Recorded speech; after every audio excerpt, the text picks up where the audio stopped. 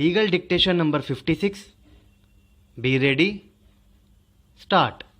On careful reading of the aforesaid paragraphs of the election petition contained in Annexure 1 of the writ petition, it is clear that election petition contains an adequate statement of all material facts on which the allegations of not only illegality in counting of votes were founded, but specific allegations of manipulation and fraud played by returning officer while counting of votes were levelled with material particulars.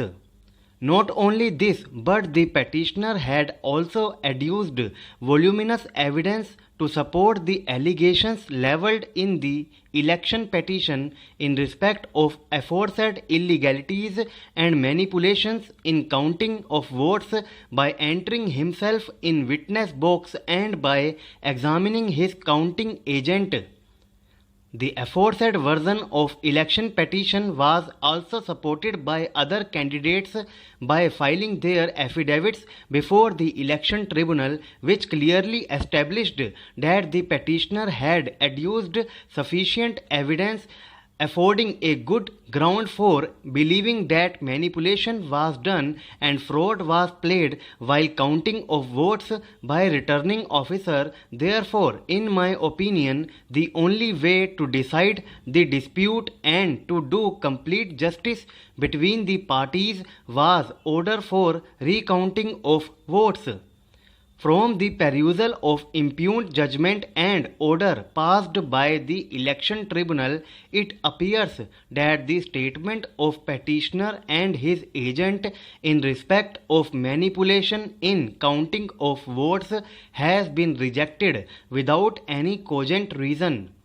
It appears that while dealing with issue, the election tribunal under wrong notion of law has illegally assumed that the petitioner was required to prove his allegations made in the election petition beyond reasonable doubt, whereas in view of legal position enunciated by Honorable Apex Court and this court from time to time as indicated herein before, such standard of proof for inspection of ballot papers for the purpose of recounting of votes is not at all necessary.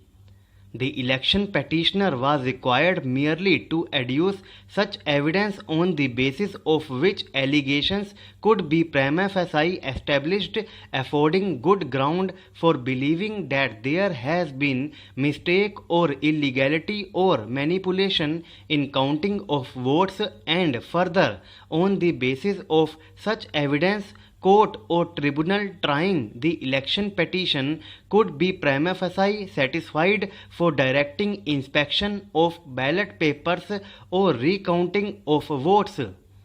A distinction between prima facie opinion and concluded opinion was required to be kept in mind, but while rejecting the prayer for recount of votes, in my opinion, the election tribunal has proceeded completely on wrong notion of law and rejected prayer for recount of votes on the ground that the petitioner has failed to prove his case. In this connection, it is to be noted that when the allegations in the petition were not vague or indefinite or frivolous, rather they were very specific in terms and supported by oral evidence adduced before the election tribunal. In as much as affidavits of other candidates, there was sufficient material before the election tribunal affording good ground to believe that illegality or manipulation was done in counting.